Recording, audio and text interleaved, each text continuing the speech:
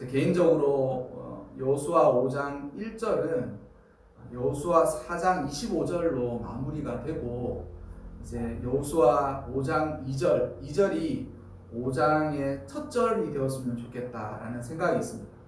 그 이유는 2절에 그때라는 접속사 때문입니다.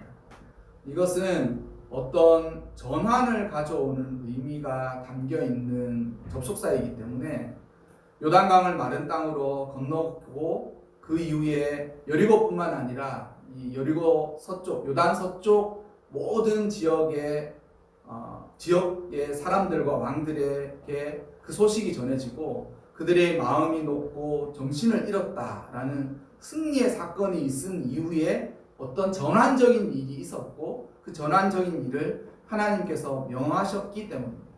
그러니까 여기 5장 2절이 어떤 터닝 포인트가 된다는 거죠. 확 바뀌는 그런 부분이기 때문이라는 것입니다. 요단강을 건넌 사건은 출애굽 이후에 입간한 한 것으로 따지자면 기쁨의 사건이기는 분명하지만 사실 이것은 본격적으로 전쟁의 서막을 알리는 일입니다.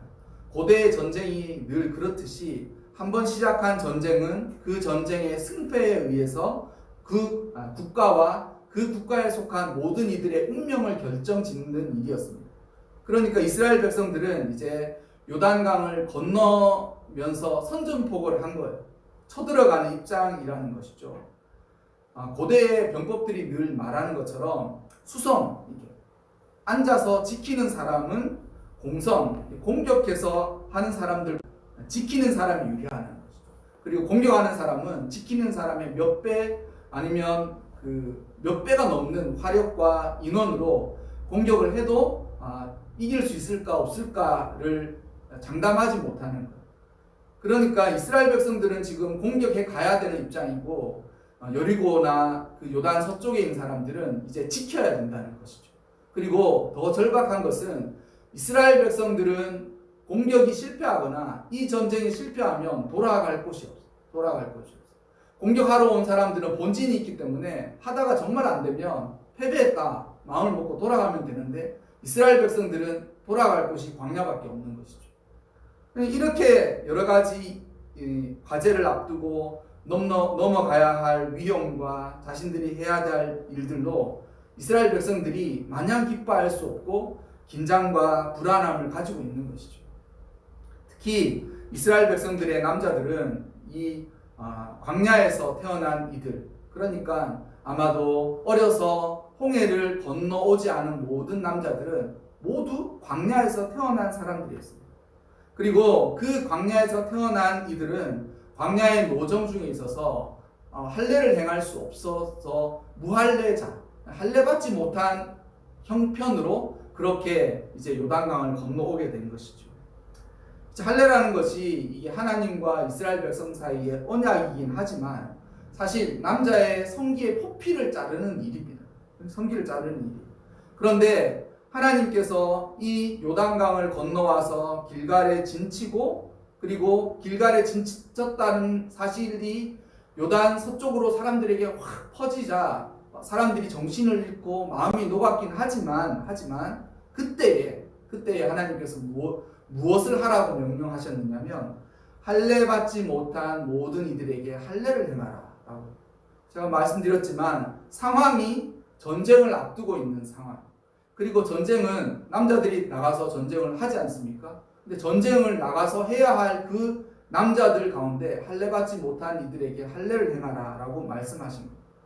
이게 비근한 예라고 말씀드리기는 좀 그렇지만 전쟁을 앞두고 있는데 국방부 장관이 전 장병들한테 지휘 고하를 막론하고 포경수술 못한 사람이 있으면 당장 포경수술 받으라 이 말을 하는 것과 똑같은 거예요. 전쟁 치러 가야 되는데 이제 선전포고하고 지금 얼마 이제 있지 않아서 지금 전쟁이 일어날 건데 국방부 장관이 1호 명령 이렇게 해서 이야기하면서 포경수술 못한 전 장병은 다 포경수술 받도록 해라. 이게 말이 맞지 않는다는 것이죠. 말이 맞지 않는다. 할례가 왜 그렇게 중요한가? 하나님은 이 시국에 이런 상황을 알지 못하고 지금 할례를 행하라고 하시느냐? 원래 할례의 기원은 창세기 17장에 하나님과 아브라함 사이의 언약의 증표였습니다. 하나님이 아브라함에게 너는 내 앞에서 완전하라 라고 말씀하시면서 이제 내가 너를 심히 번성케 하리니 너에게서 민족이 나고 너에게서 왕들이 태어날 것이다. 그리고 이 약속, 내가 너를 통하여 너에게서 민족이 태어나고 너에게 태어난 민족들 가운데 왕들이 나올 것이다 라는 이 약속의 증표로 내가 너 아브라함과 너의 후손들, 아브라함의 후손들에게 영원한 언약을 세울 것인데 그것은 내가 너와 너의 후손들의 하나님이 되어줄 거야. 영원한 언약으로 내가 너와 너의 후손들에게 하나님이 되어줄 것이다 라는 거. 그래서 이 언약의 증표로 이제는 너희 중에 남자들은 모두 태어나자마자 할례를 받으라 라고 이야기하셨고 그 할례가 언약의 증표라는 거예요. 언약의 증표. 그러니까 이 할례는 계약서와 똑같은 효력을 갖고 있습니다. 우리가 물론 뭐 돈을 주고 이렇게 집을 사긴 하지만 그 모든 일의 어떤 결정, 확인이 계약서에 도장을 찍는 것 아니겠습니까? 그래서 그 계약서를 서로 나누어 가줌으로 그것을 서로가 서로를 공증하지 않습니까? 근데 바로 이 할례가 하나님과 이스라엘 백성들 사이에 그 계약서와도 같은 효력이 있다. 그러니까 이게 사실은 이스라엘 백성들이 애굽을 탈출하여서 가나안에 들어가게 될 것이고 그 가나안에서 자신들이 민족과 나라를 세우게 될 것이라는 모든 그 믿음의 근거는 무엇이냐면 하나님이 아브라함에게 한 약속에 근거하고 있습니다. 그러니까 이스라엘 백성들도 어떻게 다른 시각으로 말하자면 남의 나라를 침공해서 이게 우리 땅이다 라고 이야기하면서 남의 나라를 빼앗은 것과 진배없죠. 근데 그 모든 것의 근거가 무엇이냐면 하나님이 아브라함에게 하신 언약의 근거를 두고 있습니다. 하나님께서 내가 너에게 민족을 이루고 너에게 왕이 태어날 것이고 지금 너가 발을 디디고 있는 이 땅을 너의 나라와 너의 민족이 차지하게 될 것이다. 그리고 그것은 영원한 언약이고 그 언약을 나 하나님이 너와 너의 모든 후손들에게 영원히 지킬 것이다. 그리고 이 언약의 증표로 너희들은 이 남자들에게 할례를 행함으로 하나님이 우리에게 이렇게 약속하셨고 이 약속을 이룰 것이다 라는 것을 믿고 살아가는 거예요. 그러니까 이스라엘 백성들이 출애굽하고 입가나안에서 이제 이 땅을 하나님이 우리에게 주셨고 우리는 여기에서 이 땅을 차지하게 될 것이다 라는 근거가 바로 이 할례 언약이 있다는 거예요. 그리고 그 언약의 증표가 바로 할례라는 것이죠. 언약은 양 당사자가 각자 의무와 책임을 지는 것입니다. 하나님은 하나님의 의무를 다하시고 이스라엘 백성들은 이스라엘 백성의 의무를 다하는 것. 그래서 이 양 당사자가 이 약속을 지키고 있는 가운데는 이 모든 약속이 유지돼. 이 약속이 유지돼. 근데 이스라엘 백성들 가운데 광야에서 태어난 많은 남자들. 그러니까 아마도 제 생각으로는 40세 이하, 그러니까 39세 이하의 모든 남자들은 할례를 받지 못한 상태로 있는 거예요. 지금 길갈에서의 할례를 행할 때의 일을 이야기하자면 남자 중에 한국 나이로 39세 이하는 모두 할례를 받지 못한 사람들. 그러니까 전쟁에 나가는 사람들은 20세 이하의 모든 남자가 전쟁에 나가는데 40세 이하의 모든 남자들이 할례를 받지 않고 있는 그런 상태였다는 것이죠. 그러니까 이게 세상적으로 이야기하자면 핵심 전력 중에 대부분은 할례를 받지 못하고 있는데 하나님은 할례를 받으라 라고 말씀하시고 또한 하나님 편에서 보자면 하나님의 일을 성취해야 할 많은 사람들 가운데 39세 이하의 남자들은 무할례자, 그러니까 언약을 지키지도 않고 의무도 행하지 않는 그런 상태로 지금 벌써 요단강을 건너서 길갈에 진을 치고 있는 상황이라는 것이죠. 여러분, 이 할례가 그렇게 중요합니까? 라고 이야기할 수 있지만 모세는 출애굽기 4장 후반부에 보면 모세가 출애굽기 3장에서 떨기나무 불꽃 가운데서 하나님을 만나서 하나님에게 사명을 듣거든요. 그리고 하나님에게 그 사명을 듣고 나서 이제 그 사명을 감당하리라 라고 하고 자식들과 아내를 데리고 하나님이 이제 다시 애굽으로 돌아가서 나의 백성을 해방시켜라 라는 말씀을 듣고 그 길을 떠나게 됩니다. 근데 희한하게도 문맥도 전혀 맞지 않고 그렇게 모세가 짐을 뿌려서 이제 하나님의 뜻을 따라 그 길을 가려고 하는 그 노정 중에 어떤 일이 일어나냐면 하나님의 천사가 갑자기 나타나서 모세를 죽이기 일보 직전에 놓이게 됩니다. 그러니까 뜬금없죠. 하나님이 가라 그래서 알겠습니다. 하나님 주신 사명 붙들겠습니다. 라고 애굽으로 돌아가려고 자식들도 다 데리고 아내도 데리고 그 길을 가려고 하는데 그 숙소에서 여호와의 사자가 나타나서 모세를 죽이려고 하는 거예요. 근데 그 죽이려고 했던 이유가 무엇이었냐면 바로 이 할례입니다. 모세는 아마도 그가 태어나서 어려서 할례를 받았지만 모세의 두 아들들은 할례를 받지 못하고 있는 상태. 근데 여호와의 사자가 그것을 문제 삼아 모세를 죽이려고 하는 거예요. 사명을 감당하러 가는 그 길에도 자신의 자녀들이 무할례자의 모습으로 있자 하나님의 사자가 이것은 합당하지 않다라고 모세를 그 숙소에서 죽이려고 하는데 그때에 십보라가 급히 부싯돌칼 그 돌로 만든 부싯돌로 만든 돌칼로 두 자녀의 포피를 급하게 베어냅니다. 그러니까 난리가 났겠죠. 엄마 왜 그래 이렇게 소리 지르고 모세도 지금 여호와의 사자한테 잡혀가지고 죽기 일보 직전이고 그런데 그때 십보라가 기지를 발휘해서 그 두 자녀의 포피를 자르고 길에서 할례를 행하게 됩니다. 그러자 그 할례의 효과로 모세는 죽음에서 벗어나게 되는 것이죠. 여러분 세상 사람들의 가치와 세상 사람들의 논리는 전혀 틀렸다라고 말할 수는 없습니다. 그러나 여러분 하나님의 나라에서 살아가는 사람은 하나님 나라에 또 다른 질서가 있는데 그게 먼저 우선이에요. 선후가 바뀌면 안 돼요. 경중이 바뀌면 안 돼요. 여러분 세상적으로 말하자면 전쟁 앞두고 핵심 전력들한테 지금 거기를 다 잘라가지고 남자들이 며칠 동안 그 진중에서 끙끙거리고 누워있는 거예요. 이걸 남성분들은 포경수술을 하고 간 일주일 동안을 떠올려 보시면 이게 무엇인지 너무나도 명확하게 아는 거예요.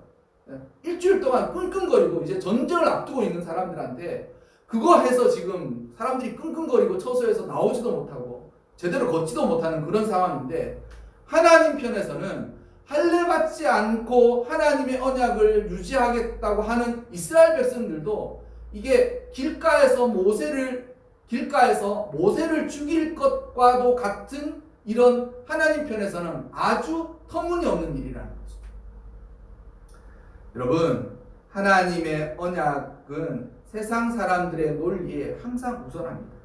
그래서 광야를 떠돌면서 어쩔 수 없이 무할례자의 삶을 살아가던 그 모든 무할례의 남자들과 이스라엘 백성 전체에게 하나님께서 할례를 행하여서 그동안의 모든 수치를 이제 회복하여서 하나님이 명예롭게 되신 거예요.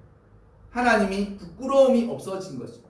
이 부끄러움은 아까 전에도 말씀드렸지만 언약이 양쪽에게 모두 영향을 미치는 거기 때문에 이스라엘 백성들만 무할례자로 있기 때문에 부끄럽느냐? 아니에요. 그 이스라엘의 하나님 역시 무할례자의 백성들의 하나님으로서 부끄러움을 느끼시는 거예요. 마치 자식이 정말 나쁜 짓을 하고 잘못된 짓을 해서 도대체 이 일을 왜 했느냐라고 수치스러울 그때에 부모가 갖고 있는 심정하고 똑같은 거예요. 부모가 갖고 있는 거예요.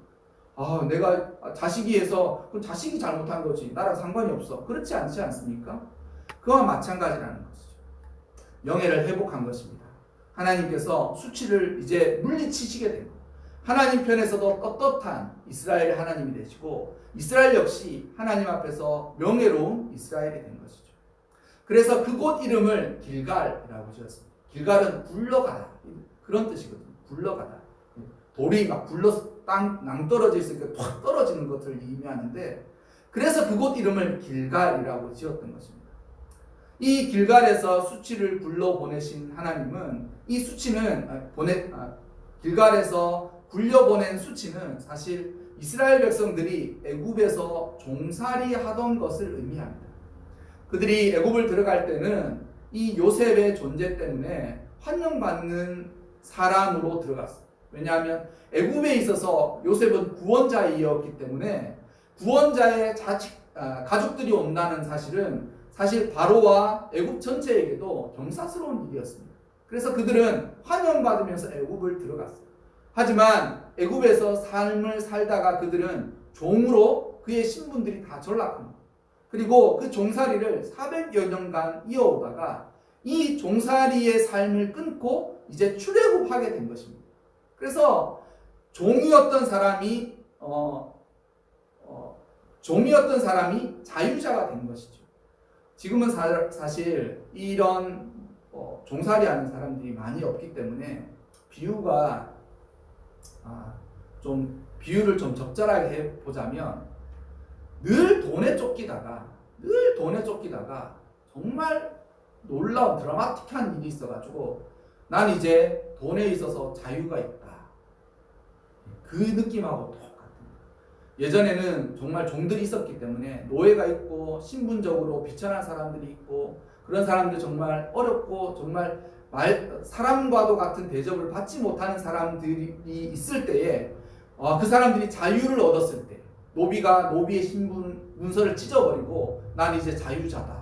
난 어디든지 마음대로 갈 수 있고 누가 나에게 명령하지 않아도 되고 명령을 따르지 않아도 되며 나는 어디서 무엇을 하든지 이제 자유가 있다라는 그 만격은 교도소에 갇혀있는 사람이 나오는 것과 진배없고 보통의 평범한 사람들 지금 경제적으로 어려운 사람들이 많은 이때에 경제적으로 자유를 얻은 거하고 똑같아. 난 이제 돈 때문에 걱정할 일이 없다. 평생. 이거하고 똑같은 거야. 그러니까 이게 얼마나 놀라운 일이겠습니까? 그런데 그 일이 완수되었느냐? 완수되지 않았어요.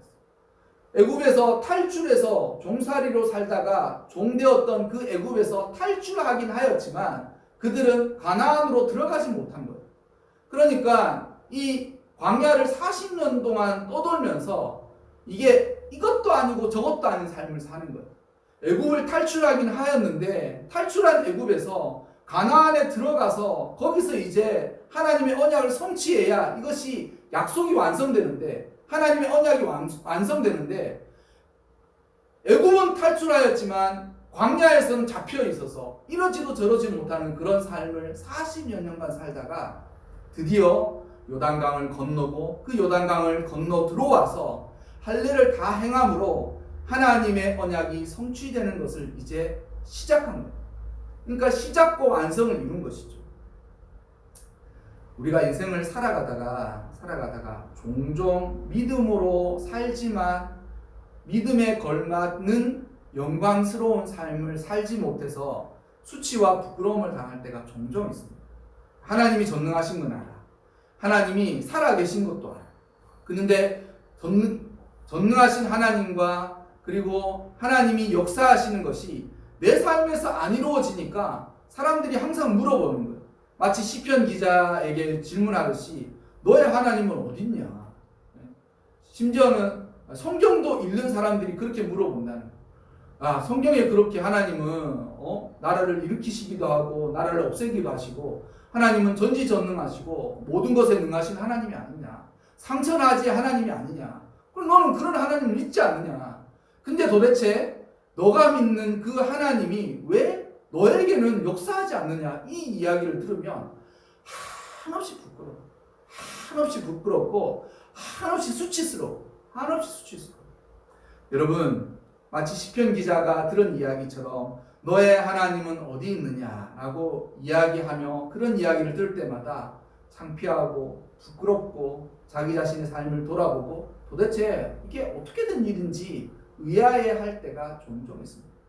심지어는 그런 일 때문에 믿음을 잃어버리기도 하고 믿음을 놓아보기도 하고 믿음이 한없이 떨어져서 마치 나의 영혼이 구렁텅이로 빠지는 듯한 그런 느낌을 받을 때가 종종 있어요.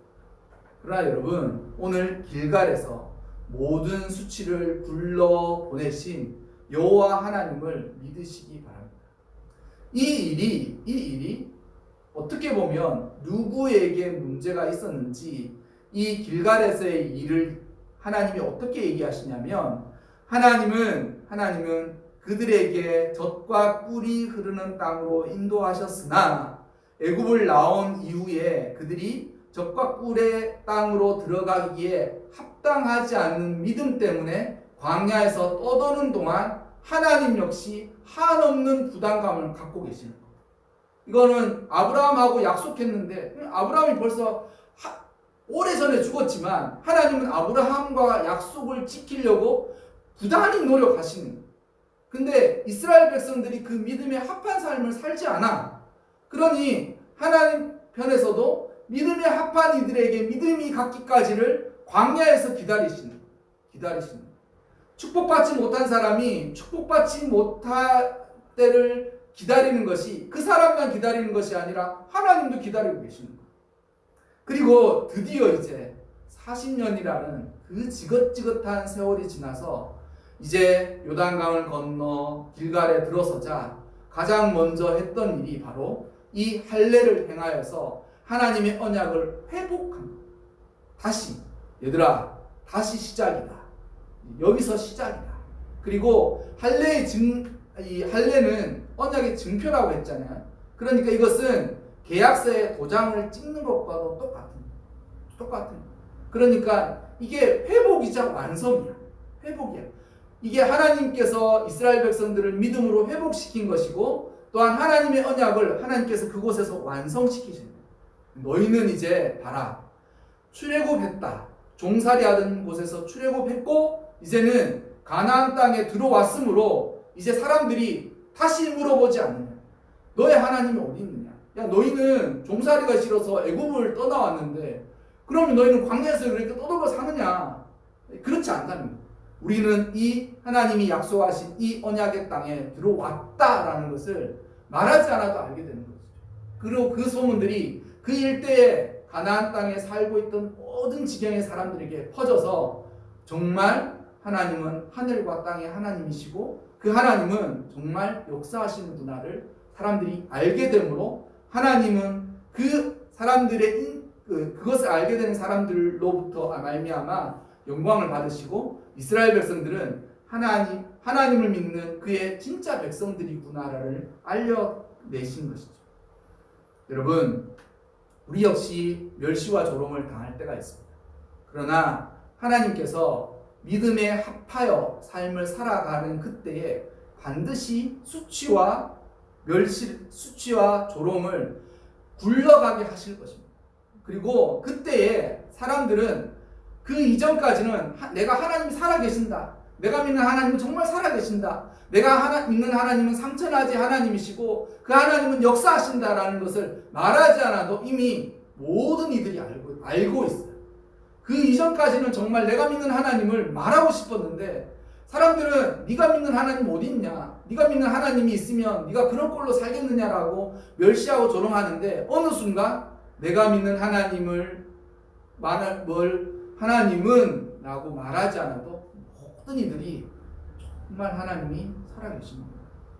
저의 삶을 보면 하나님은 정말 살아있다라는 것을 알게 되고 그것으로 말미암아 하나님은 영광을 받으신다는 것이죠.